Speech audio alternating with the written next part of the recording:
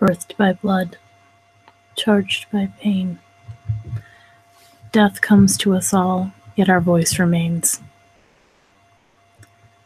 Death comes to us all. How does she visit you?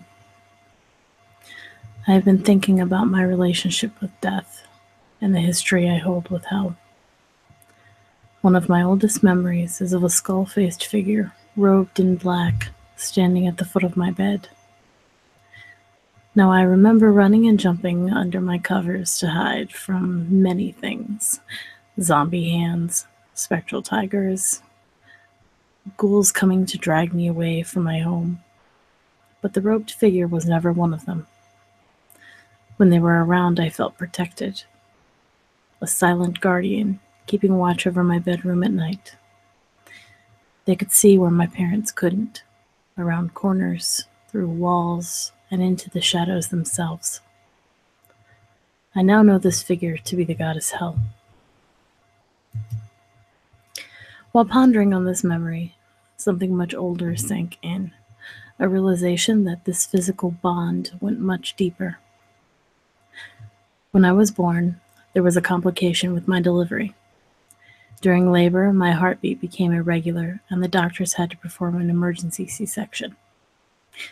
The umbilical cord had wrapped itself around my neck, and I couldn't breathe. I was choking inside my mother's womb.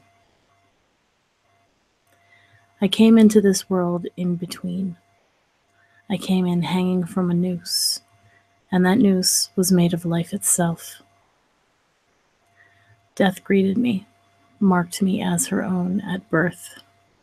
She raised me to see from the shadows, and she taught me to take on pain and shed blood wherever it was needed. I learned the importance of looking the grotesque in its eyes, seeing past its bark and behind its bite. We all carry these marks of death with us, divine designs that our experiences have painted on our skin. We are learning to love the unloved. Joy Morris said it best in her blog post about birthing pains. It is bloody. It breaks us apart. It forces us to elevate. But it is the purest, rawest, most unconditional truth of self that can ever be found. These pains birth us into being, claiming us for the future, reminding us to live while we can. They whisper in our ears, telling us to settle at nothing less than a deeply drawn breath at the end of life's race. But even more still, these death marks give us the exit wounds through which we are able to reach out and touch another's heart. So we wear death carved into our skin, bloodied and gasping for more truth, more soul, more ugliness, more connection. We ache for something to call real, not knowing that it is the very ache that we seek to subside. This aching opens ourselves up and lovingly pours the sacred sanguine onto those who need it. People say that we exist between the screaming inhale of our birth and the silent exhale of our death, and yet both are one and the same. Within screams and silence, there is a bridge that touches both the living and the dead, a voice of wisdom that spans the gap. We are that bridge.